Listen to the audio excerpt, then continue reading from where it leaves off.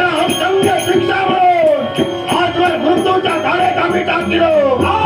काय रे, तुला जबाबदारी दिली असताना स्वतःच्या हितात साधलं, स्वतःला घोडा गद्दारी केली म्हणून तुला मृत्यूच्या धारेत दिला होता. या विश्वात या तो आपल्यासाठी जगत असतो. मी माझ्या दुःखासाठी प्रयत्न केला. काय चुकला माझा?